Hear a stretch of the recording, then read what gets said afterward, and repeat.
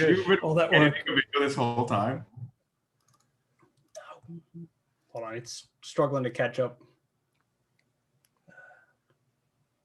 Oh, I'm just gonna hold on. I think we should just screen share Dave and let him play his video. Do that. It's such a good video. All right, and we're live. Let's do that screen share today. Sweet. Okay, so is that on? Right. Thanks for joining us. This is the first time we're doing a open call. The idea is basically getting a bunch of people who know cyber together in one chat and just talking about cyber. The idea for today is to focus on the recent DPRK attacks against security researchers. We have with us Dave Itel, the Grug, it's myself, JD Work, Silas Cutler, Jags, Jenny June, Florian Egloff, and Nick Hutton might be joining us as well. So we have loads of people and not much time. It should be good. So, all right, I guess we should start out with the question of what does it mean if we have private individuals being targeted by the state or being targeted by a state and the state does nothing? Dave? I think it means really bad things. But I actually have a slide. Can I get the, I can share my screen. So I have the capability. We have the power. You had a fancy video for us and everything. I'm disappointed. So I did have a really fancy video, but okay. So here's my thesis statement, which is we have failed yet again. And when I say we, I mean the country has failed yet again. I think the failure started a long time ago, but it has continued, and now it is very evident. So I made this amazing slide in about 20 seconds. So here's my theory, which is there's things that cybercom and in general the United States like government will directly defend. And then there's things they sort of extend a security umbrella to indirectly. And there's sort of a support, there's relationships. But what the United States government has really not comprehended yet is that it needs to directly communicate with communities and with individuals. And so I was reading an article a couple days ago in the New Yorker where they just straight up stated that the Trump administration had sort of failed at cybersecurity.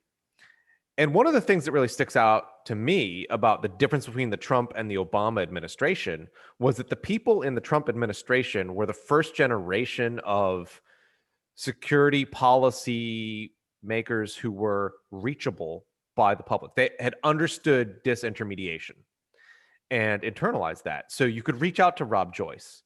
You could reach out to the head of CISA personally as a random security researcher, as Silas Cutler, right? So that was complete news. So being able to do disintermediation on that level is an amazing strategy. But we did not internalize that in our policy making yet. And so what we don't realize is that the Chinese, yes, are smacking all the big companies. And it came out, I think today or yesterday, that a lot, like something like 70% of their attacks, actually that was the Russians. I have the wrong thing. The Russians, I guess the Chinese there too. But 70% of the attacks from the SVR that they're labeling SolarWinds are not in fact through SolarWinds. But the DPRK is hitting researchers directly. And the US is completely silent, just absolutely silent. So my theory here is massive failure, and that's that. So that's where I'm at with that. That's a starting point. Right. So just briefly, like on the one hand, DPRK has been targeting researchers and they've been hitting American researchers, but they have been hitting Europeans. They've also hit Chinese researchers. So There's a bit of an echo. yeah. Okay. So yes, like they're hitting everyone, but particularly from the point of view of U.S. policy, like the silence is deafening. Just leaving individuals out to deal with like a nation state attack against them and being like, you're on your own, is I don't know, it's not great. Not a good look. Let's talk about how we came to know about this, because I think that tells us a lot about the nature of why we have these individuals that are sort of in these disconnected, disaggregated places that, frankly, I don't think government's used to dealing with a problem of this nature. A network effect problem rather than a large corporate structure that they're accustomed to treating as a victim.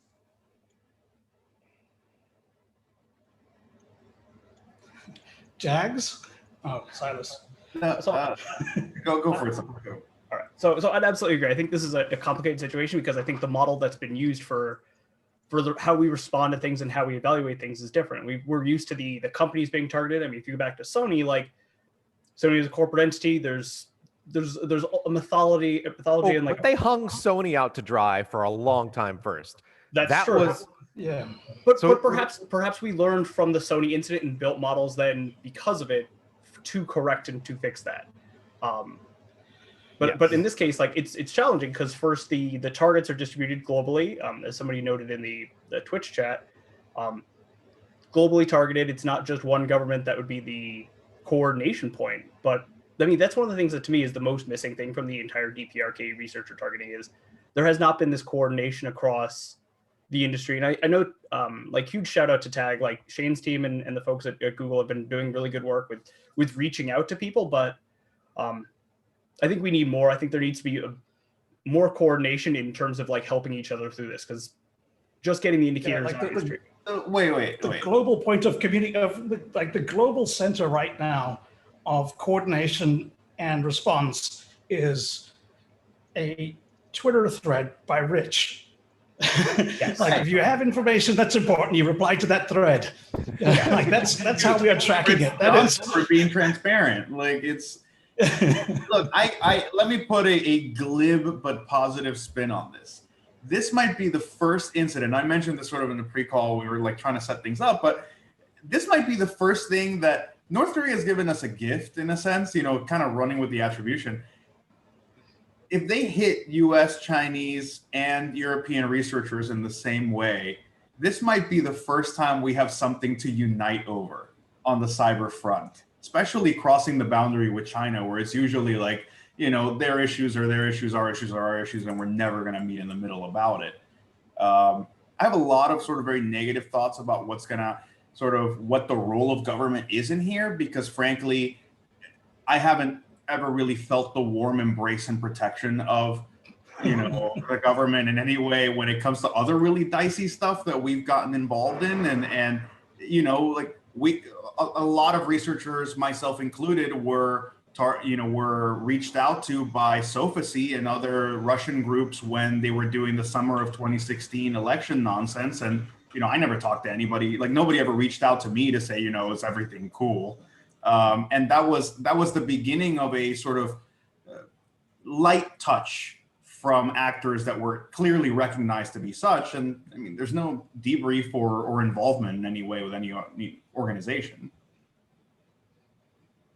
I mean, I think part of the problem is, like, in the United States, we treat these things as if they should be handled by your local FBI field office, which is the obviously wrong answer. And I don't know if there's, from the government, no matter who you to talk help. to, there's no one who can fix that for some reason. So our ability to fix these sorts of issues is negligent at best, is where, and I don't think we should be leaving it up to Microsoft and Google to respond individually to anybody. the government has a coordination function at the very minimum, and a counterintelligence function you would assume that they would have. But I also think someone mentioned on a previous call that they're completely tapped for resources. And I think that has been just eye-opening. And you saw this come up the other day, a news report that said, we are 100% on SolarWinds. And I'm like, that's great, because SolarWinds is not your only problem, even in this space. So what does that say about SolarWinds was you? last year's problem. SolarWinds was over by the time that this year started, right? Like SolarWinds is yesterday's problem. Right now you've got, all of these other things going on. SolarWinds is done. Like, there's a lot of, mopping up still left to do, but it's not like the top priority, regardless of what the media thinks about. Like, this is the worst thing ever. Someone's done what we do to them.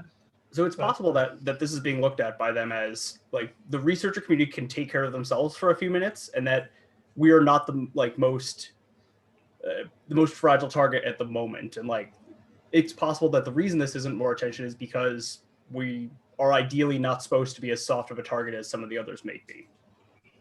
But again, I'll speak only for myself. Again, none of my opinions represent the government or any other entity. But when you look at this, the government is treating this as a let's pick up the bodies moment for SolarWinds. Let's go deal with the aftermath and consequence management. As a result, we're missing the very critical early phases of other things where we have a unique opportunity to interfere with an adversary's objectives rather than just assess what they've done and try to deal with it after the fact. That is a kind of reactive posture that in every other threat problem we have walked away from. We've chosen to say that is not the way the government wishes to posture for these things. To suddenly go back to that in this space because it's a batch of disconnected, high-functioning, very irregular and unusual people are not exactly great. I love the comment earlier that, well, just because no Microsofts were harmed in the making of this campaign doesn't mean that we get to ignore the impact. So just jumping in quickly. So it's not the first time that North Korea has done this, right? So they've targeted, so it's been years. So like back in 2016, they've used social media to target South Korean government officials who are like working in the foreign policy, military sector. They've gone after North Korean human rights activists internationally. They've gone after just sort of North Korea policy watchers. And so this is, what happened to you guys is coming after a string of already sort of events where they've used social media to target and steal information and harass, blackmail these people, and nothing has been really done about this. But you guys are equipped with different tools than human rights activists or policy watchers. And so I think one question I have is, so there seems to be no sort of trade-off from North Korea's perspective, and because there is no sort of impediment, they feel like they have the free reins to continue doing this because there's no reason not to engage in these tactics, right? So if the rewards are potentially really big, even with and the the Chinese risks are really low. Like I don't know. One question I couldn't. So maybe. This is a good point. So maybe they've crossed the line here that by targeting security researchers now there might be consequences, but we have to think about what those consequences should be, right? So do we sort of go with Dave's idea of, okay, let's defend forward, let's get back at them, but how do we get back at them, right? So the question I had was, does gathering information from the fact that you guys are targeted and gathering collating that information reveal sort of anything damaging in terms of threat intelligence about their operations, and is there a way to sort of get back at them in a way that doesn't cross sort of sensitive lines but also damage their modus operandi? What's really interesting is it's not mere espionage here, though. In this case, you can look at these actions as actually infiltrating an arsenal of stealing weapons from within a community, or attempting to. Whether they got any, that's a different question. So we've understood the targeting of journalists. We've understood the targeting of political intelligence. We've understood targeting of defense industrial base for scientific and technology intelligence purposes for some time. And that's a class of victimization we're more used to, and we've been responding to. We've even dealt with the targeting of defectors, where the adversary clearly intends lethal outcomes, whether they're able to achieve those or not. And that is a particular kind of pain point. Whereas here, they are expending capabilities to potentially get new inventories of 0 days, of new inventories of research that will allow them to expand their attack surfaces. This is big game hunting in a very specific kind of way. We talk about the idea that somewhere in a district of the capital, we've got some RGB operators just swaggering that they've been going after for months these big scalps, right? That they've been hunting the best of the best in the game. But they're not hunting it just to pin that scalp or count coup. They're hunting it because they think they can get a disproportionate return on that investment. And that's, I think, what makes this such a different campaign. Can I add a layer in here, particularly with some of the comments in the Twitch chat, but also what Jenny said? I'd be remiss as the usual attribution skeptic not to at least put a crowbar into sort of equating whatever group was involved in this, whether we want to call them the manuscript group or whatever part of which Kalima did you guys call it? Labyrinth? I'm like looking at Silas for. I think it's Labyrinth. I can't say for a definitive certainty right now. Microsoft's calling it Zinc. Yeah, or Zinc from Microsoft. So we have at least 3 names, like Kaspersky name, Microsoft name, CrowdStrike name, and what I wanted to kind of separate is I've worked on Lazarus Cluster for a long time. These guys have been around since at least like 2008 in sort of the giant bulk of what we would consider North Korean operations. But a couple of things to keep in mind. Obviously, they've splintered into a series of groups, and it's almost common knowledge that they don't operate out of North Korea. That moreover, there's this perception that, they might have to self-fund their operations and sort of essentially earn their keep for being outside. They're doing financial operations and so on. Is there a reason not to treat these guys, despite getting their tasking from the North Korean government, if that's the case? Is there a reason not to treat them the way that we would a mercenary group taking government tasking somewhere else? Like the same way that we would treat a private company, let's say a Vietnamese private company that's obviously doing work for the Vietnamese government, but that Facebook would be comfortable calling them out and saying, look, it's this entity, or the way that we treated, Perpy and APT3 and so on, where we said, here's this company, you can go after these guys, you can put out an FBI wanted poster. There's definitely a degree of separation. Yeah, so the thing is, like, 4 guys in a 2-star hotel in like the suburbs of Kuala Lumpur is not exactly something you can call out on Facebook and be like, this particular company is doing a bad thing, right? So I'm not sure that you actually can use any of those tools to go after what's essentially just like a bunch of dudes doing a thing. And like, you're absolutely right in that it's literally just a bunch of dudes doing a thing, and those guys are traditionally associated with Lazarus. That's the way we view it. So it's entirely possible that they did this targeting thing on their own, because not only did they get or at least try to get the ODE, they were getting Bitcoin wallets. They tried to use Coinbase logins. Like, they were doing all the sort of fairly traditional like cybercriming stuff just to get cash that they always do. So it's not necessarily the case that they were tasked with get more ODE. They might have just had a really genius idea, like, guys, how about if rather than like burning this one ODE, we hit the people that have ODEs and get like 20 ODEs. And then they could sell those ODEs and make a bunch of money. It's like farming. Yeah. But I guess, Exactly. I mean, the how would question you I like wanted to to ask, turn one ODE into 20 ODE? But there is a control factor. Security right? researchers hate him. These adversaries do not have the ability to freelance absent oversight. Like there is a command and control structure. There is a military organization intelligence structure. They are responsible for actually paying in a mafia-like fashion. Again, according to other reporting, they're responsible for paying for their own operations. They're responsible for paying a mafia-like VIG to the bosses. So to the extent where that is a constant need for them to generate that revenue, we see some of those dynamics very much part of that state tasking.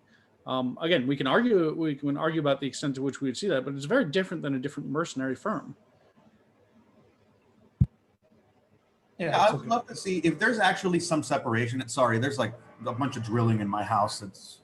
Please disregard it. But if there is that separation, if they're not getting this complete control and tasking from the government, what I would like to see at this point is if they've really screwed up relationships, let's say with the Chinese, which is something that North Korea is primed to actually give a shit about, as opposed to pissing off the US. Is there a point at which they disavow one of these teams? Because, I mean, if they've just decided to fly off the handle and go Ode farming on their own, and they're causing actual geopolitical strife for the North Koreans, I mean, are we actually going to see an exercise of soft power unintentionally?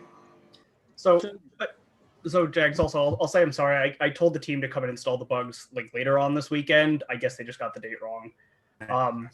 But so the thing is like this also comes back to like if they were to like disavow or kind of just like push them off the ledge and like sell them out, like I think that again is something that I don't think we've seen before, but I think it would be a very radical like shift away from things. I don't necessarily see that happening.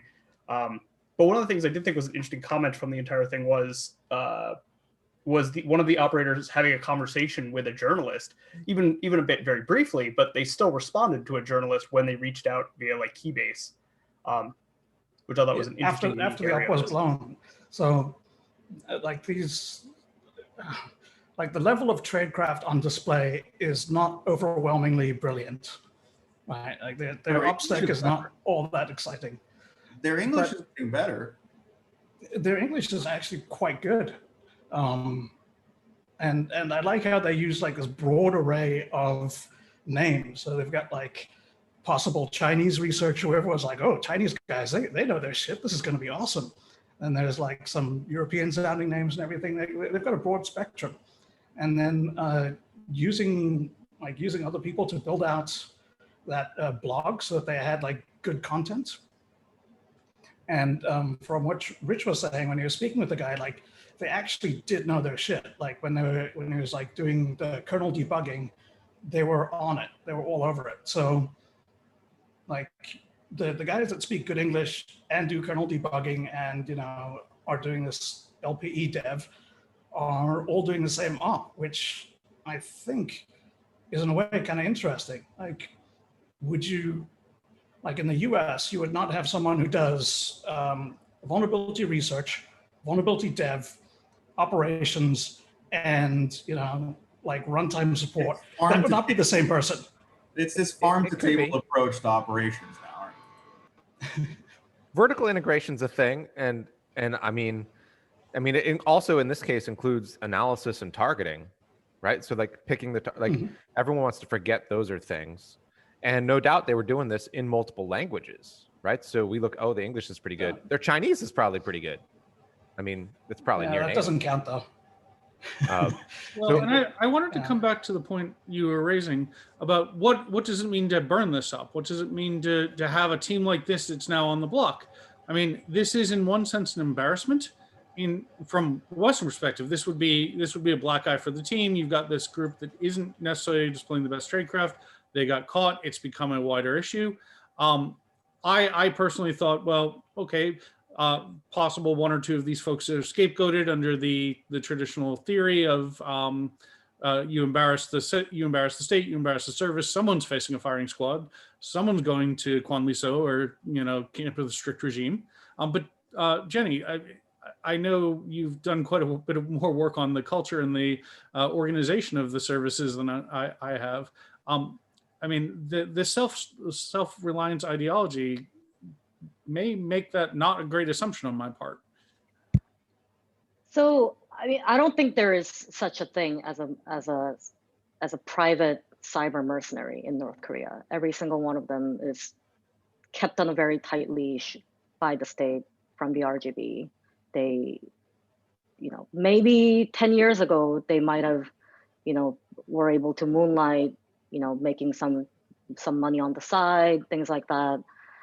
But I think that's 10 years ago. I don't think that's very convincing now. So, I mean, but that aside, if you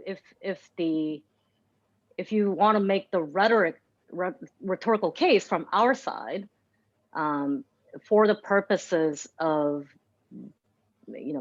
having more wiggle room to target them back, that's a separate story. But I think just from North Korea's perspective, there is no such thing as a private cyber mercenary. They could be collaborating. This is a different story, right? So if they're collaborating with a criminal gang in Eastern Europe by like renting initial access and things like that, I think that's a totally different story. But if they're North Korean working at the RGB, there's no doubt about that. Yeah. I mean, there seems to be to that effect, and I think you're kind of grounding us in a bit of realism about sort of proper context on the country, and it's important because the dynamics that I think we're hoping for are still very much mired by this Western-centric view of how folks relate, what independence they might have, and what work they might be able to do on their own. Even with Chinese ops, what we do seem to see is it doesn't matter if you're burned, throw spaghetti at the wall, see whose attack works and how, and who actually got the thing that we wanted and not. With the North Koreans, I mean, look, if nobody got set before a firing squad for WannaCry, which for me was one of the most, it's got to be the most notorious blunder op of all time and the biggest missed opportunity, if you will, then there's no operation that's really going to ever just make the North Koreans step back and be like, oh, maybe we should reconsider something. Are we sure no one died over that up? I'm not. I have no idea. But I'm saying if there's no bar for failure, if it isn't defined by WannaCry, then there is none, right? I think that was actually a subtle hint. I mean, I would never put words in JD's mouth. So, yeah, I could see it, though, for sure. And it's not the only time they've fucked up. It's not the only time that they've also been doing the sort of... Dude, like, so you bring up WannaCry? Sorry. I was going to say, like, you bring up WannaCry, but you have to imagine the guy who lost them $1 billion fucking by, like, misspelling bank, that dude got fucking sent to the camps. There's no way that you, like, it's one thing to embarrass the country, but it's another thing to lose money. Like, money is, like, the real deal. So there's no way that guy got... But this is a really important thing that I think needs more attention. Like, those minor slip-ups are really reflective of likely what their operational stuff looks like. Because if you have something like a misspelling causing the failure of an op, there's not enough review for them. And there's like an immaturity to their model and how they're structured. It literally and comes that's a back, really huge point. It literally comes back to what we were just saying about having this complete vertical integration. Like, clearly there's not enough management in there. So, and the thing is as they start bureaucracy in North Korea. I'm proposed. Well, at the same time, and I hate to say this, and despite my at times very critical nature of these things, like sometimes these bureaucracy things, at the very least, if they catch a spelling error that prevents an op from failing, like that's an important reason to have it. Or moreover, like with WannaCry, like having like a project manager that's like, hey guys, we should probably make sure that we can stop this if something goes wrong, or like let's think about some controls for this. Like maybe those road like speed bumps aren't such a terrible thing in some cases, just because like it's really easy to miss things like that if you're running too fast and you're building the entire infrastructure and running the entire op yourself. Like this is why responsible states test their offensive capabilities in a range environment before they deploy them live on the network. It is profoundly irresponsible to deploy a capability live. It is. If only someone would WannaCry was flat out a like, fuck it, we'll do it live. Like, so I have a question. Literally on a box going. My question is, have we been squeezing their cyber supply chain for O'Day such that this is their only way to obtain new Chrome O'Days? Are they O'Day heavy in their operations anyway? Because they use a lot of Like they use a lot of social engineering, don't they? You asked me, they were never O'Day heavy, but they're not above using it. Like I think there's a lot more opportunism involved in this. Like if let's put it this way, if for whatever reason the burning of this operation were suddenly like the last time they're ever going to get their hands on an O'Day, there's no reason to think that. But let's say that were the case, they're not going to stop at all. Like it's not even a speed bump. Like they will continue to do precisely what they were doing before. I mean, their operational security and procedures around the use of this O'Day were pretty sophisticated. They were mature. They weren't flinging it out everywhere. It was working. They'd clearly tested it. So, which to me says they valued it, right? Like it's as opposed to somebody like Sophosy, where there was a good time when that was the O'Day pest dispenser of the industry, right? Kaspersky got on like the top 100 MSRC reporting exploits just from reporting Sophosy O'Days, because they were shipping them out every other week. But if you're telling me that they were literally on to a month, that was their and part of that was like the way that they operated was that the only time they could make money was when they got kickbacks from doing O'Day purchases. So what happened was the team basically went from a team that used O'Days to a team that purchased O'Days. And the only way you could purchase them is to break them.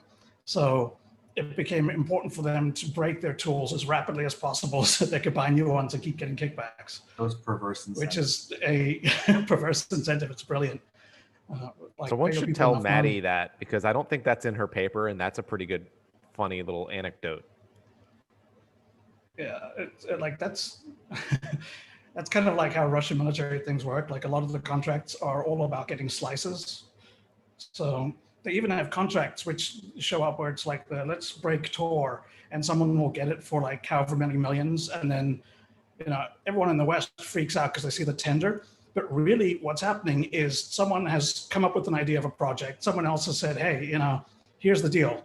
I'll put in a tender at this amount. I will, use this much. And at the end, I'll report failure and return a portion. And, between now and then, we'll sort of come out. And they do shit like they hire a 16-year-old to just write software, by himself. And at the end, they turn in and they're like, okay, here's what we did. Here's half the money back. Sorry, it doesn't work. That's just how it is. It's awesome. The government grift. So I'd like to go back to what JD was sort of mentioning about again, sorry for the drilling, responsible government, testing and use of tools and whatnot. At this point, can we basically set the boundaries, like the spectrum of hostility being defined between North Korea on the YOLO aspect of the house versus the US, right? Like having 10 different fucking checks to make sure that you're on the right box, and then checking the date, and then making sure the IP is fine and you're not in the wrong country, and do we still have the same president for this to continue to work, and all that. 10 lawyers define how that software is going to work. Here, one dude decided that fuck it, let's try it, let's see how it goes. Is that an effect? Am I missing someone out of bounds of that spectrum, or can we finally say NK US and that's how we're going to define it? I mean, we have actors so constrained they never actually deploy an arsenal or execute ops. So we could say alone. No, what you mean is they have perfect OPSEC. They leave literally no trace.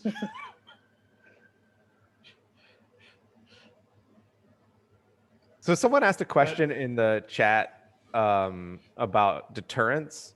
And I think one of the fascinating things about this is we're neglecting the recruitment aspect of this. And from our perspective is we're not going to Rich and saying, hey man, wouldn't you like a license to do something about this? What if you worked for us?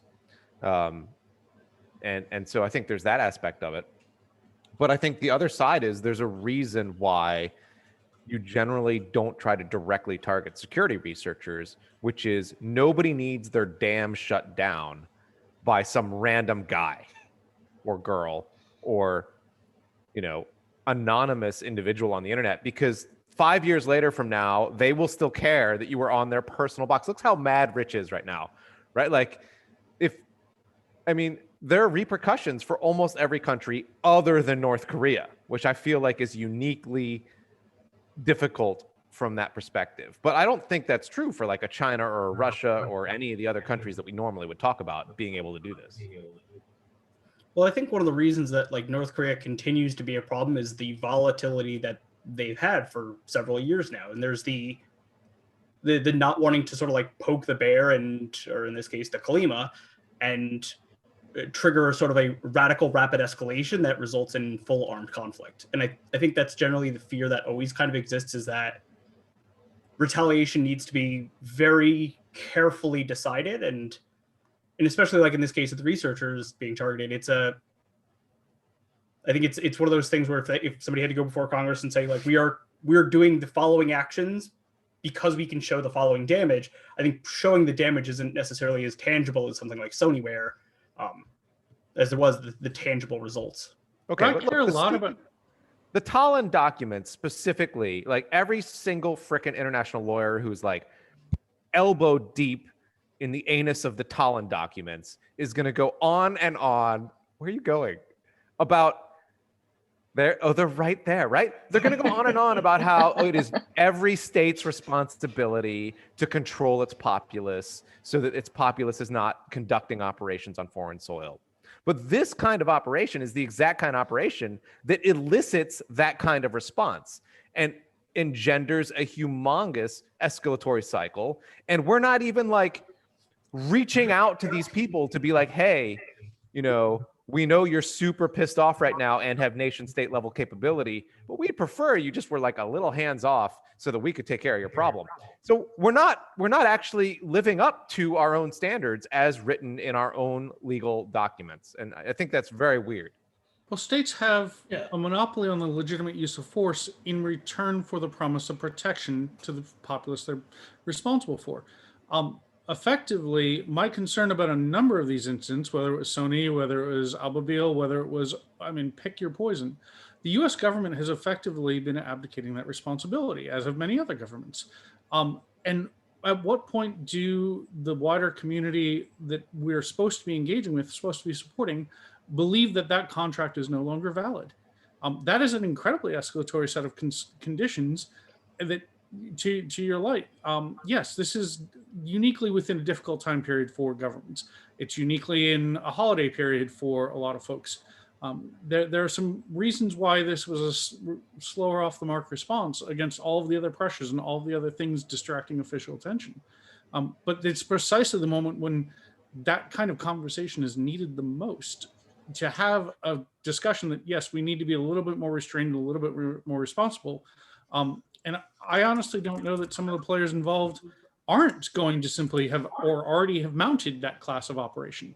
We're in a place where they've got that capability, and we're in a window where our ability to warn of that is quite restrained, quite constrained. And well, I would go I even see you further than that. jumping in. Yeah, so just jumping in on the capability point and on the state legitimacy, right? Like there is a real question here around whether the state ever attained legitimacy for regulating the affairs in the cyber area, right? Whether it ever assumed a protection function for the individuals involved. And also, like, if you were to ask some of the individuals who got like approached, whether they ever experienced the state as something that took care of them in the internet, I would just say it probably wasn't, right? So for me, like, the real question here is why the US government doesn't use this as an opportunity to introduce the state as a protective function, right? This is a prime opportunity, not just as a PR version, but actually working with the community involved. So for me, like, that's a bit the puzzling aspect. Like they worked over the last decade on these private-public partnership, trying to work with different companies, and always had trouble actually getting a connection to the community at large. Now the community gets attacked. Like, why not use it, right? And so, like, for me, like, I've seen in the chat, there were various questions around the legal issues surrounding this. And so Dave responded quite strongly, and rightfully so. If it was a policy priority, you could make it happen, right?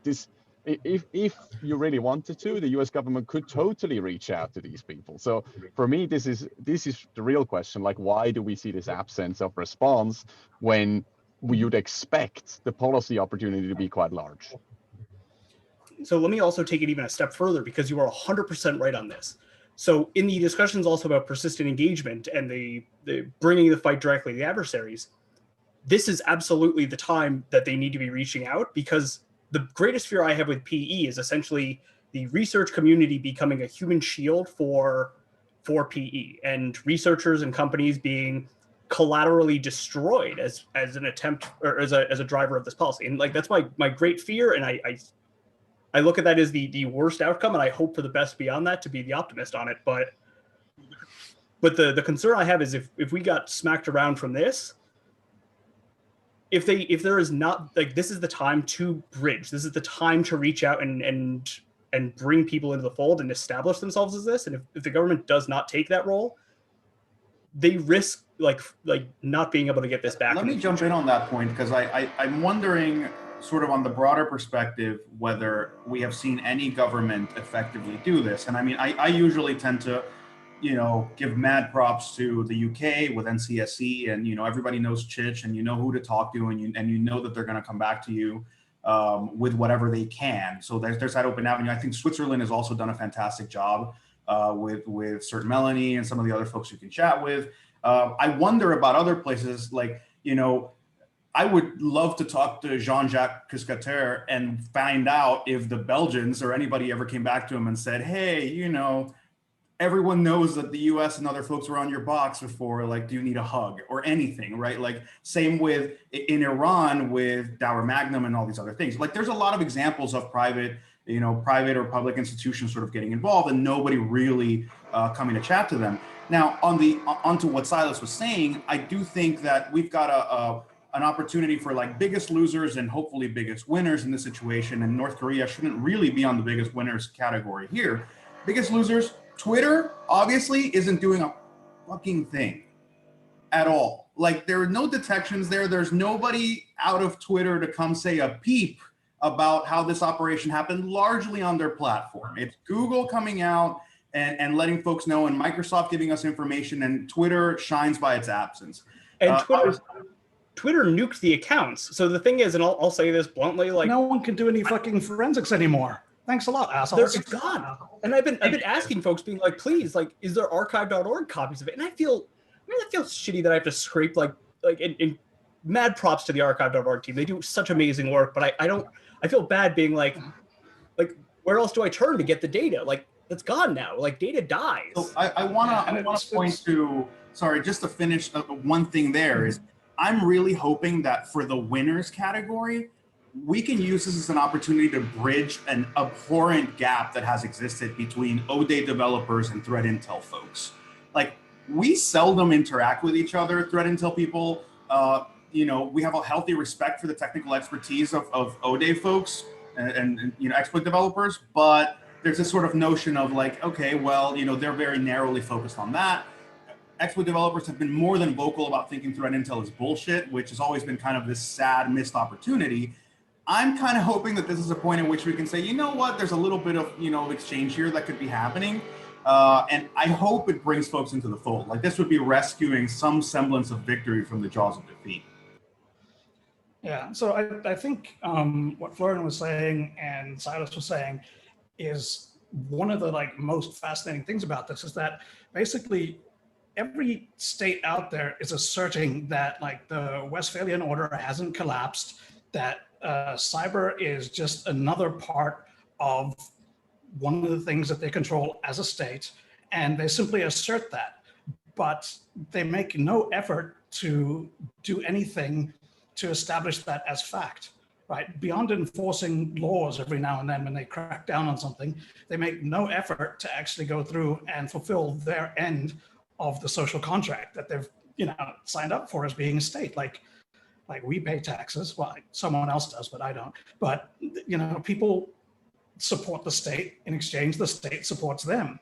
And why are they not taking all of these great opportunities that come along where they could literally go out and be like, as the sovereign of this cyberspace, we have the authority to do these things, and this is what we're going to do, and fucking doing something. Instead, they're literally standing back, and I guarantee you, if anyone actually does something, they're going to get fucking pilloried. Like the FBI, the only investigation they would take is they'd find out if Rich was the one who was behind like a dam getting fucking busted, right? They don't give a shit about the rest of it.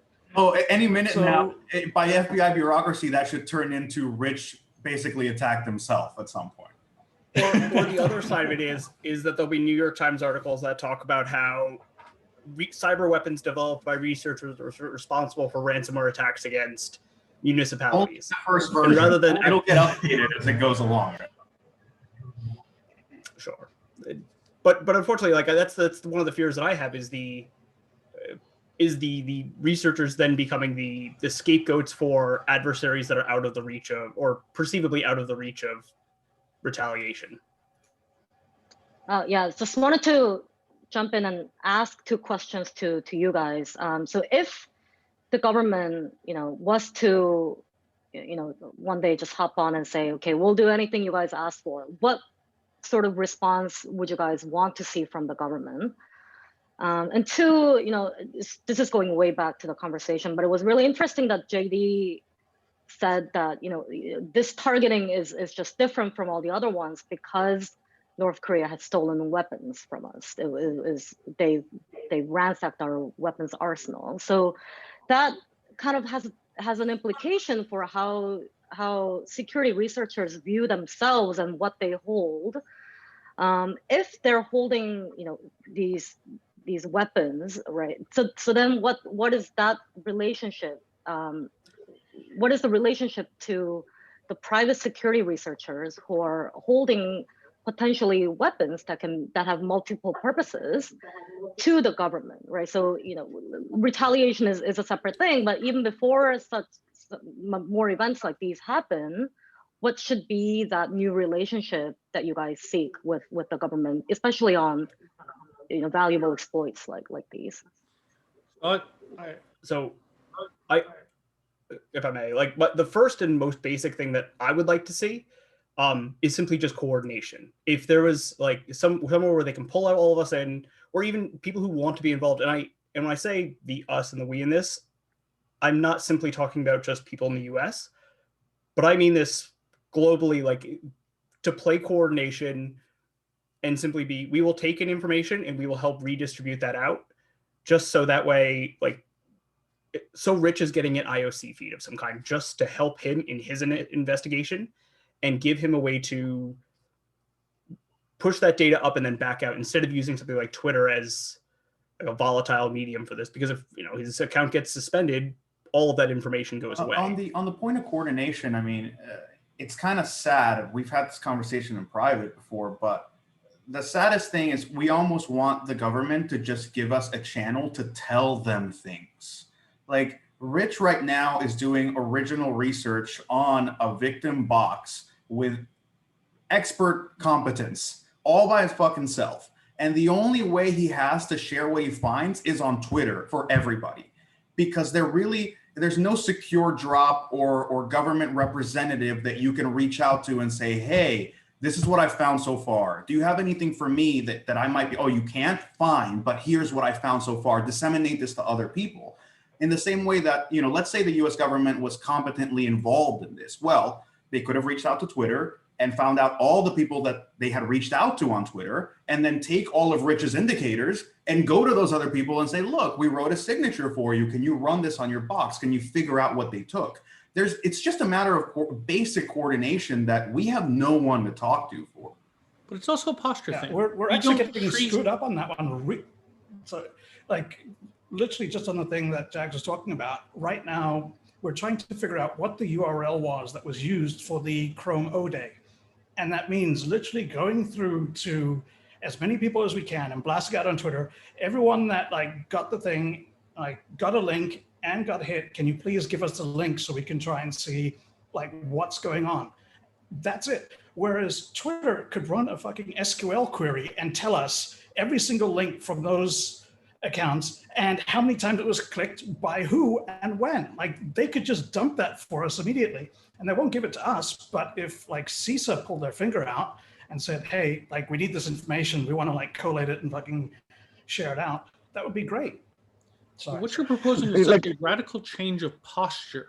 right? This is a view, A, that this community is worth defending. This community is something that is as important to critical infrastructure, as important a defense industrial base as anything else in our systems across multiple governments, not just the US government, but also the idea that the private sector is the supported command, which my colleague Jay Haley talks about often, that it is the responsibility of all these elements of government, all these elements of law enforcement and intelligence services to actually defend these entities as a mission, not just simply say, well, oh, they're a thing we learn from to defend other things we care about.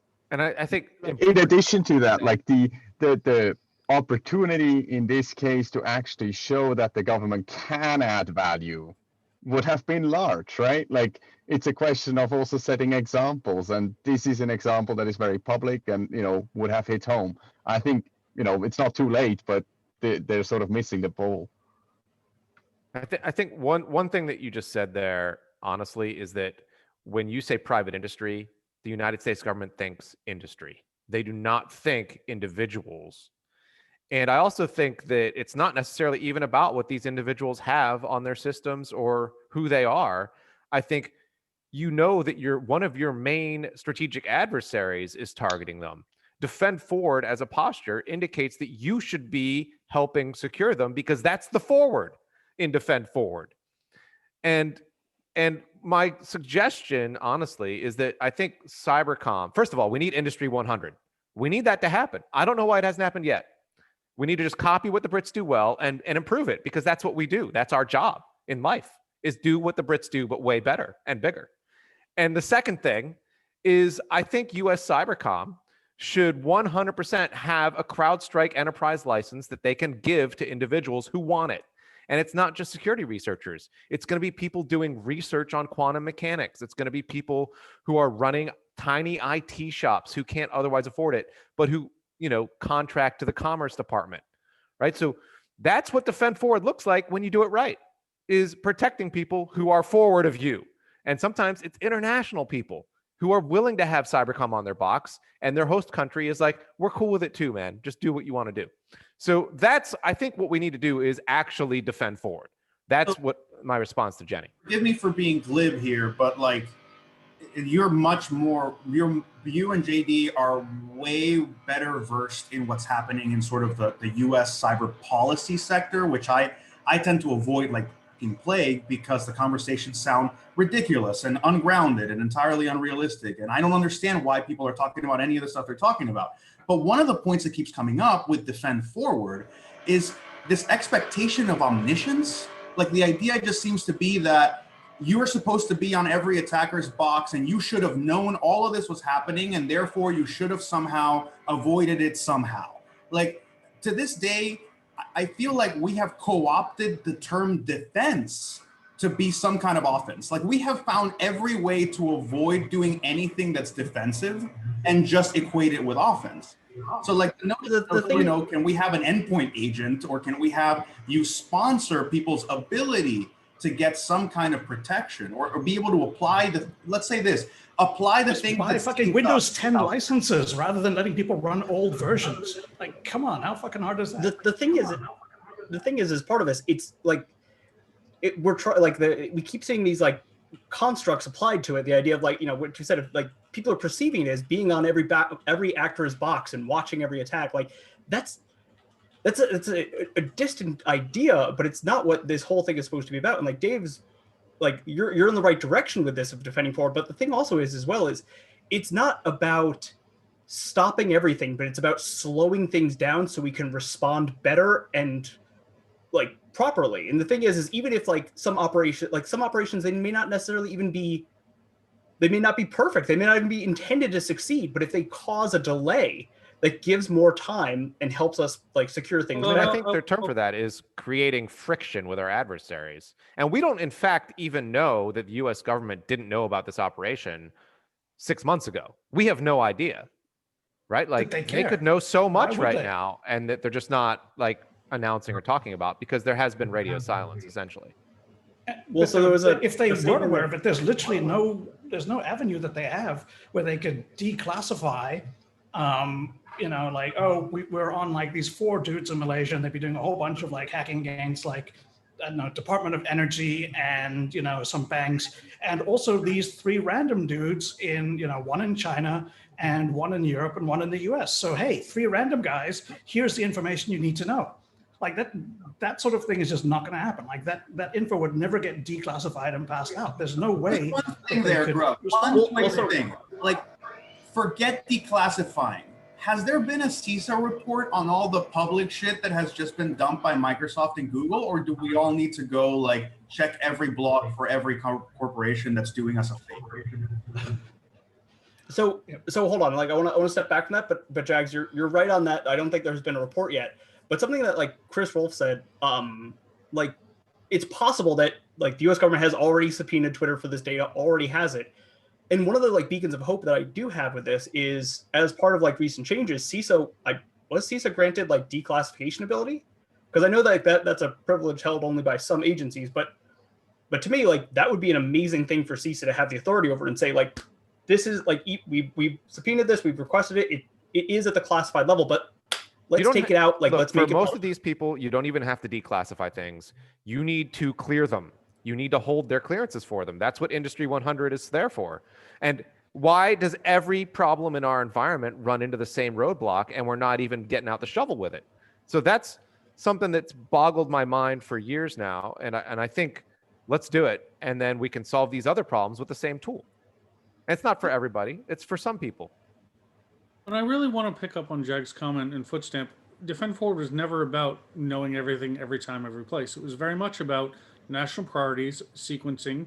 It was very much about the idea of understanding adversary campaigns, understanding the cumulative effect of those campaigns on the sources of national power, and being able to impose that friction cost, enable to buy the time, enable those defensive actions. I really do have some concerns, though, in that the nature of adversary force generation changes how traditionally we think about those campaigns. The nature of the infrastructure that's being hit, the nature of the communities being hit, and that's why this case is so different. Jenny's very right to call out. We do not necessarily consider folks in a random Seattle place or a random Miami place sitting on a warehouse full of JDAMs or Tomahawk missiles, and they are. We don't regulate it this way. I hate the idea of regulating it this way because it doesn't work that way. The cyber weaponology breaks in so many lenses. We all know this. We've all been through those debates. But at the same time, the adversary knows damn well what that value is. They chase it. And we care about ODAs. We care about things so much we wrap it into nuclear proliferation agreements that never should have been encompassed there. We wrap it into the idea of movement and restrictions on post-government employment now, and some other things that are coming up in ways that are very awkward. But we're not treating that like a clearance train. Like to be honest, like again, none of this shit really works because I don't see anybody. I'm not going to speak for Rich or for any of the other devs that were employed, but personally, I have no interest in fucking clearance. All it seems is like red tape and problems. And I imagine a lot of other folks are on that same boat. What I would like, not to gloss over all of the great points that you're making, JD, is part of the reason I'm so frustrated with the notion of defend forward is that we somehow skip defend backward. And we're not even covering the shit we already know and that everyone already knows. Like, there's nothing to do. Like, there isn't a button on the CISA site that says download every rule and indicator we have ever put out. And just make sure that you're at least covered up to that point. Like, there is no, this is everything we know already. Make sure you've covered that. All right, now we're going to move forward to all the other stuff that's uncertain. I mean, we've essentially forgotten the original CERT roles, and somewhere along the line that hurts us, right? It might just be my old school AV mentality, like having worked at an antivirus company. But like the reason antivirus bases are 500 megabytes is because you don't get to stop defending from my doom and like malware from 10 years ago. You just have to keep stacking and stacking and stacking on top. Whereas the sort of DC mentality seems to be, oh, fuck that. That was last month. That's not going to get me a position in the Biden administration. Let's talk about the next hack. Let's talk about the thing that only happened 36 hours ago, because that's the only thing that matters. Well, when you talk about my doom, you're always going to get my attention, because that was used in that 2009 capability that was kicked off the entire North Korean problem, and to my mind is one of the most significant intelligence failures of the 21st century. If you want to actually help me with that, because I've got an open FOIA request for it, but the amount of documents they have is price prohibitive for me. So we should talk like later on about that, because I have thoughts.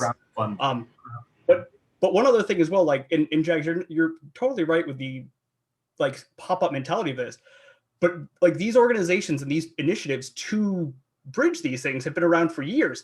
They just don't always get the resurged attention and the additional new missions. So InfraGard is a great example. Like I joined InfraGard when I was in university, and yeah, I think I still have my card. So that's the extent of my InfraGard. And honestly, I'd love to do more with InfraGard, because I also love the idea of being able to meet local people and talk security stuff. But I mean, it's just something That's that how lame you are. I know. Just want friends. No, but actually, I also want to say one thing that Jenny Pandemic, said, we all want friends. Well, I was going to say, are we not allowed to own Tomahawk missiles? Because that came up in the discussion a few minutes ago. I just need to check on. I'll take them off your hands. I have a place for that. Yeah. So one thing that Jenny mentioned that I wanted to respond to, which was the like, what role would I want for government? And for me, I don't want them anywhere near me. Like, I'm happy without them. And I think the problem with a lot of what we're saying is that most of the people are probably going to most of the people that are getting hit are probably going to fall very much into like my point of view, which is like, thanks, but fuck off. Like, and please don't ever contact me again. How did you get this number? But not all the people, right? And the reality is you're part of a community and a fabric. So if, the people who already had clearances, for example, were getting cleared briefings and were able to reassure you that people are on this, right? Even that can make a difference. Yes. It doesn't have to be any data. It's just the idea that there actually is a fire truck somewhere in the neighborhood doing something. Yeah. That can, is a messaging that we could be sending right now that we're not. I hope that this that messaging is the beginning of 100 Phineas Fishers. Like, let Richard Johnson go out there and wreak fucking havoc. Why not? So I fear that future. I fear a future in which we have unconstrained actors playing because they no longer trust that the state will do it for them. The reason why I'm so interested in defend forward and persistent engagement, I am concerned that the private sector becomes of the view that they are simply used as a shield, but arguably they're used as a shield already on the defensive side. They get hit first.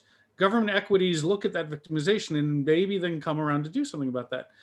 Persistent engagement is the first framework in which we've articulated a different world where they're not that shield. Now we can talk about adversary response dynamics and estimating those dynamics. There's a very complex conversation there. Ironically, several prominent folks in this industry have actually, in the cyber threat intelligence industry, have argued against having that conversation and talking about how we reach those estimates, because it's not their preferred priorities, but it's something I care a lot about in my work. It's something that comes up frequently in policy conversations. But secondly, when we're looking at this, I am of a rather radical position that a private sector player that wants to talk to the government ought to expect that in response to a time-sensitive call for fires, they can have support both on the defensive side and, if necessary, on the counter side and counter cyber operations on offensive side to make that pain go away. I think it even goes beyond that, because if you look at what was happening, there were people who were getting approached, like Dave, for example, who were very, very cautious about the overtures. And if they had someone who was doing counter ops, and they could just say, hey, this is weird, and pass it on. And if there were like 4 or 5 other people who had seen that and said, this is weird, pass it on. And there was one single person sitting there doing counter ops that saw like 5 of these phishing things coming in. I went, you know what, fuck it. Okay, Dave, I would like to respond. Like, let me have, send them this thing and I will take them over on like Keybase or Signal or whatever. Like, let me have a channel to them so I can do a thing, and that's something that's like, I don't know, it's not exactly leaving money on the table, but it's basically like leaving fucking counterintelligence operations on the table. This is shit that people could be doing. You could have direct access to operators, and Other countries are getting ahead of that. Well, we're not, and we've found a way. Like like I mentioned, NCSC. The beauty of NCSC is they might not tell you anything because they can't, but the message reached fertile ground. It's not some random FBI local office dude who goes, "This isn't a case," and just fucking throws it out the window, which happens every time, all the time. Again, the issues with couching this organization within DOJ and then not letting anybody talk to anybody else other than that organization. Well, I think the point here is that defending forward in space, the whole point of that is that you want to defend forward in time. That's how this is connected. And that connection has not been really made yet. And perhaps it's like what really annoyed me is that the North Koreans have innovated their CONOP. They've integrated their targeting. They have the vertical integration of their analysts all the way through to the exploit writers, through operators. We need to have a similar group doing the counter operations, and we don't, or apparently. Maybe we do, and it's not evident. So go ahead. What if I think as well? Like I think one of the challenges that they're running into is there's the counter mission, the defend forward missions. Like these should be broken off into different sets. Like there's a technical set of things that can be done for defending forward, but then there's also the complete non-technical and just the social and the direct interaction with people. Like.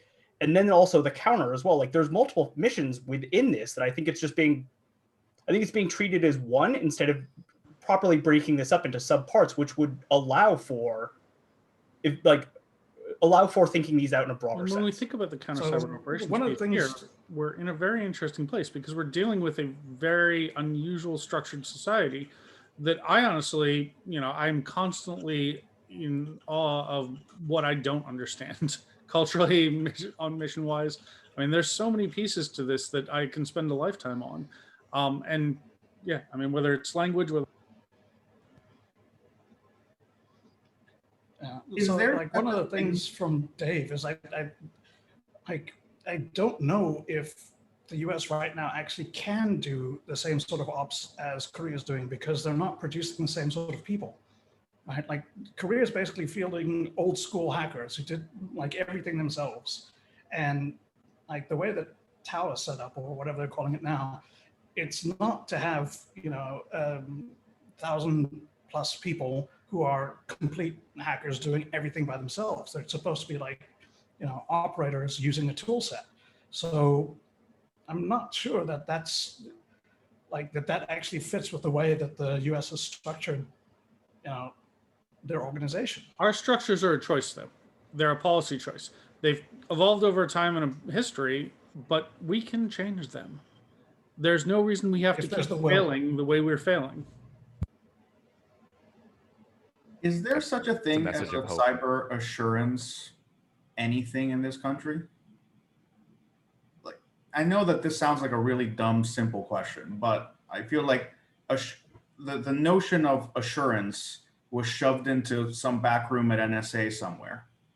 And you can talk about classification and whatever you want, but at this point, I'm wondering, have we seen anything trickle out so far that makes us think that they're monitoring or actually producing a feed of intelligence that would suggest that they're ahead of anything that is happening here that the private sector isn't aware of?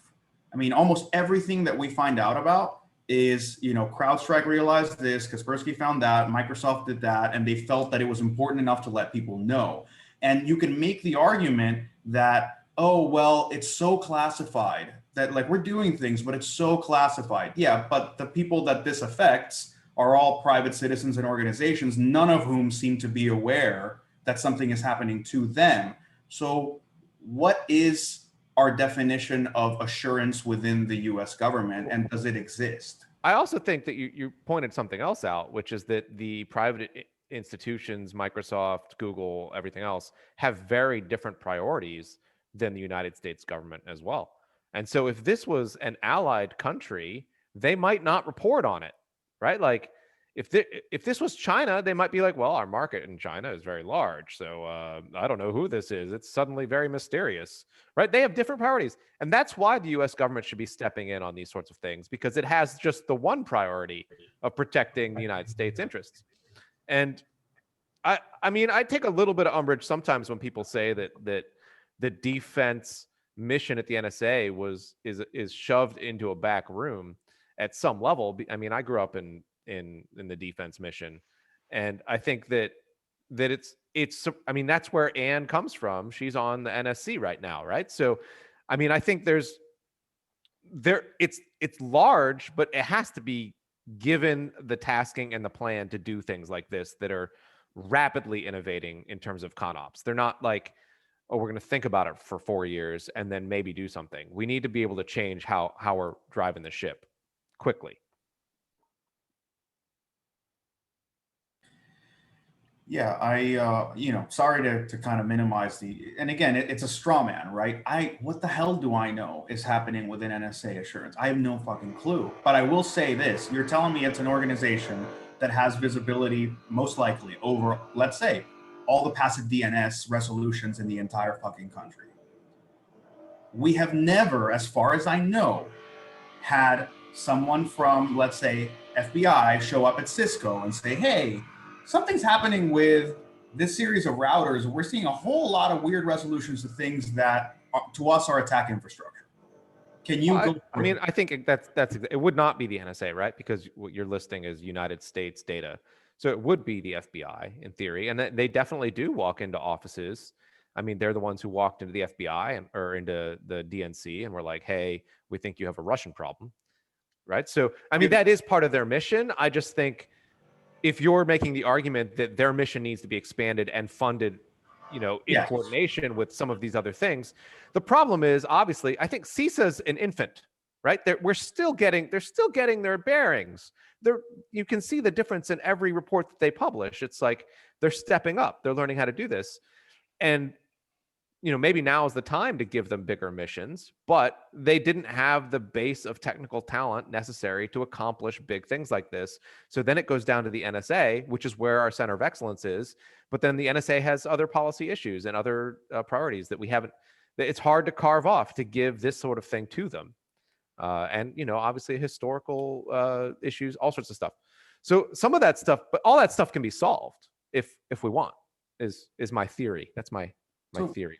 Given that I'm again, straw manning, and I have to recognize, I am oversimplifying and being hyperbolic, right? We know of examples where they have done these things. Secret Service will come out and do that. FBI will come out and do that. And we don't know where the intel necessarily comes from. Presumably, NSA is involved in some way. If I said NSA, as far as the data goes, I imagine that they're the only organizations that I would expect to actually be looking at something at that scale. Scale is right. Processing power, scale, all that stuff is a problem. And for sure.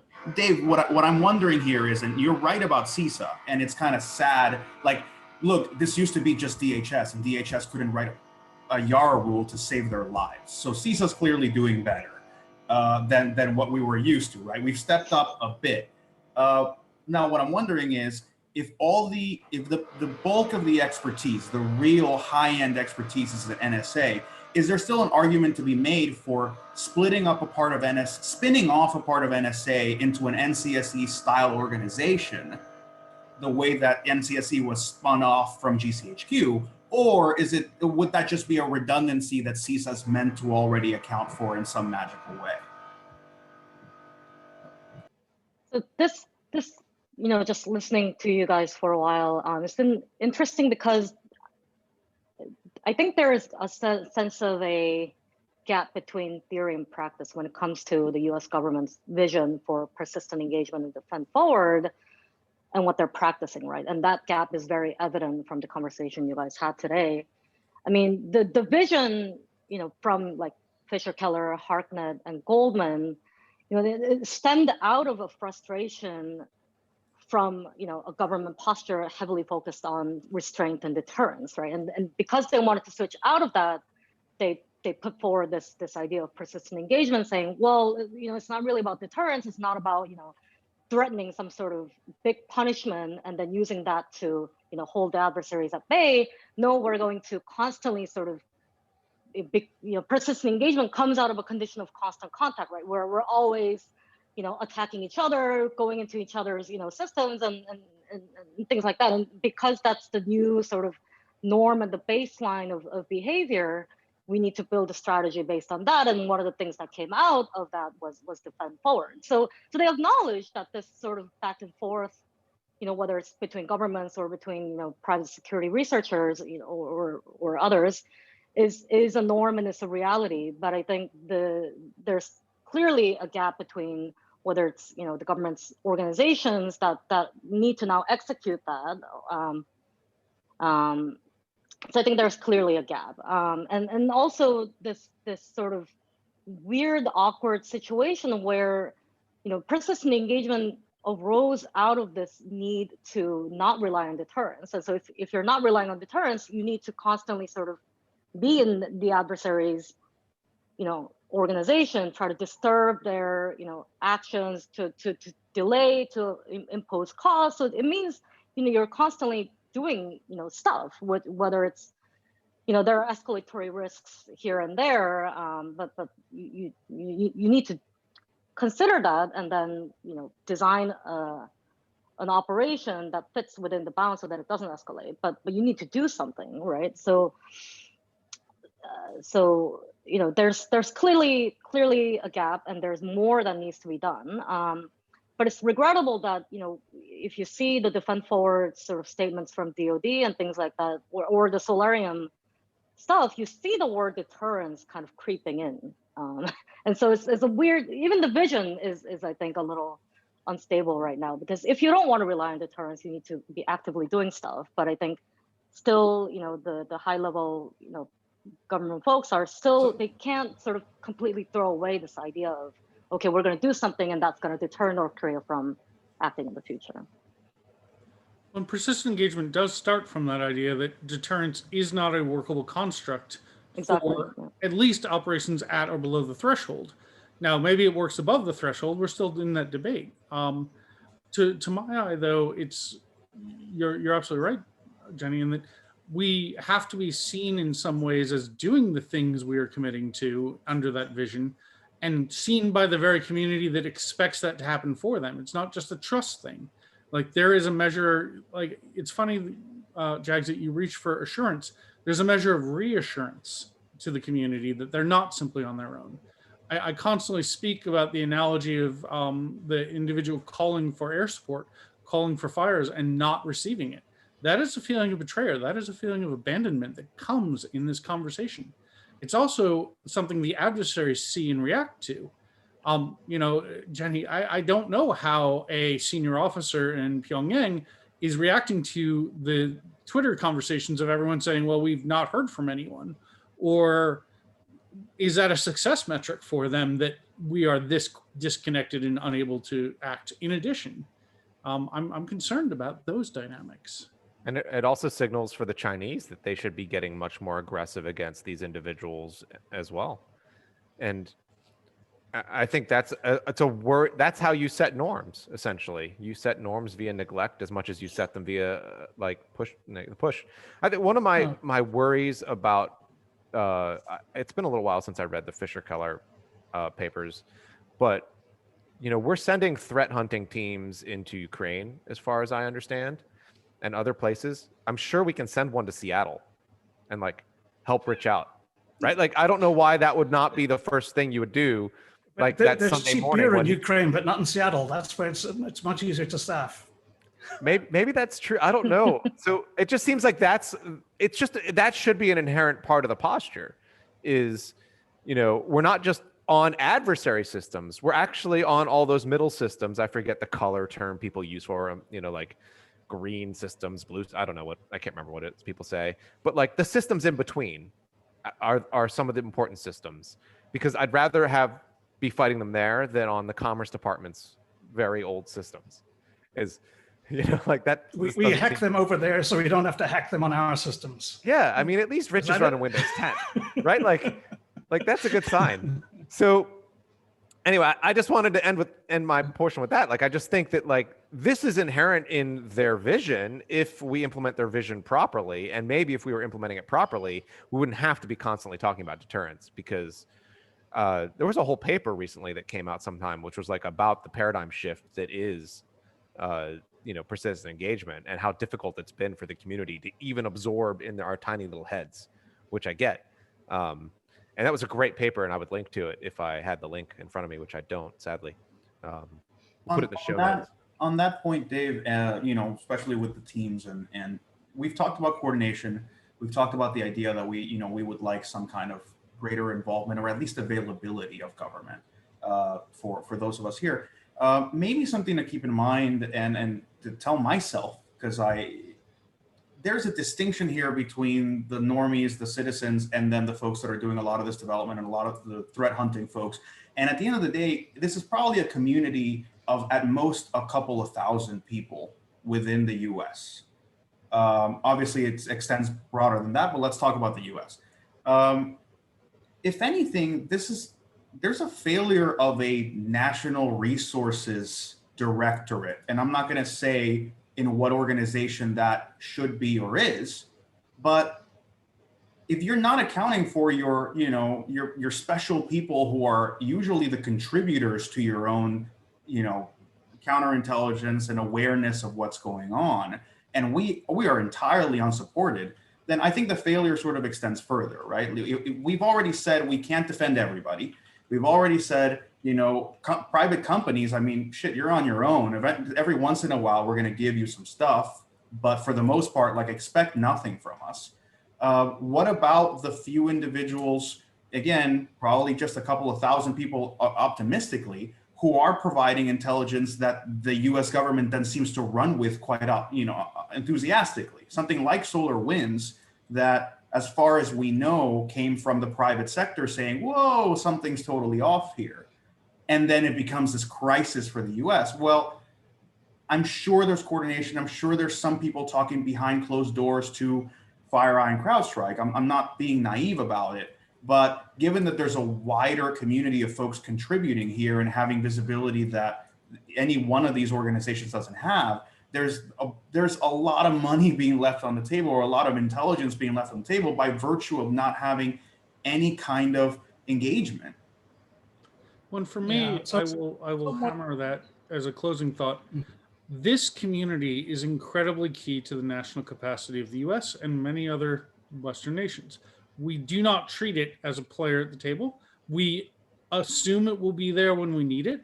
We have been eating our seed corn for many years, and that we are benefiting from what it provides and the interactions across it.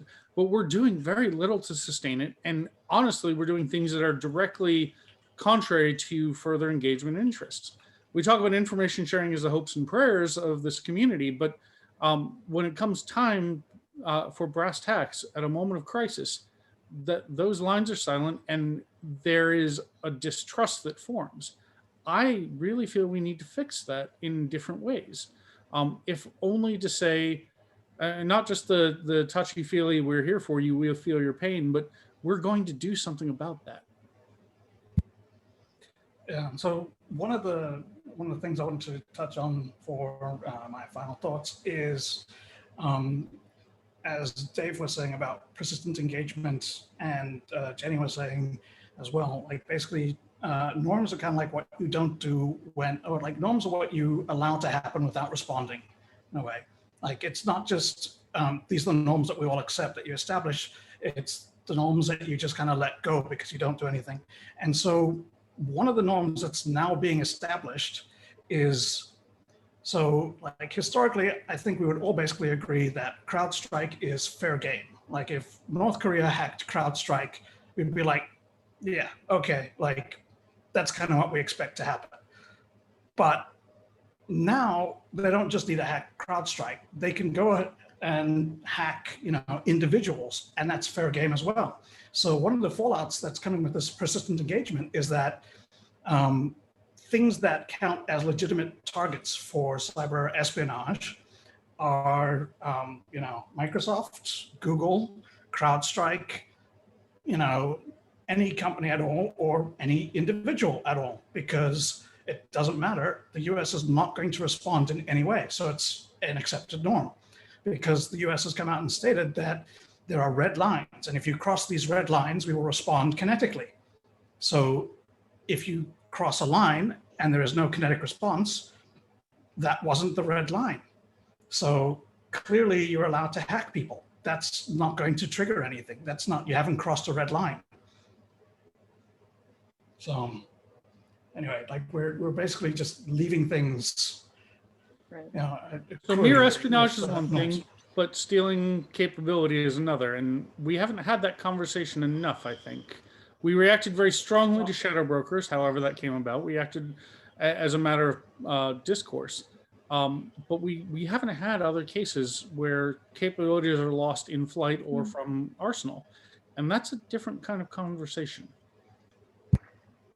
Great, thanks, Juan. So one thing I wanted to say for my closing is that from the North Koreans' perspective, it could is I assume that they assume that they don't really see the government, the U.S. government, and the security researchers in the private sector as necessarily entirely separate things. So from the North Koreans' perspective, this is fair game because these security researchers are on US soil and their interests are more closely aligned with the US government, and they can't commit themselves not to, this is for the entire security community too, but from their perspective, it's agents of the US government and therefore it's fair game. And so like it or not, security individuals can't necessarily detach themselves from the government, at least from the North Koreans' perspective. So if that can't be done, there needs to be more conversation as to how that relationship between the private sector security individuals and the government is going to be formed. And that conversation clearly, as evident from the discussion today, isn't, happening right now. And so that's a shame, but I think hopefully in the next 4 years that can be done. Yeah, excellent. Thanks a lot. And yeah, particularly thanks for keeping us from mirror imaging, because we were making a lot of analytical mistakes without someone with deep knowledge to help us out. So that was very appreciated. We're somewhat out of time now, so we're going to wrap it up.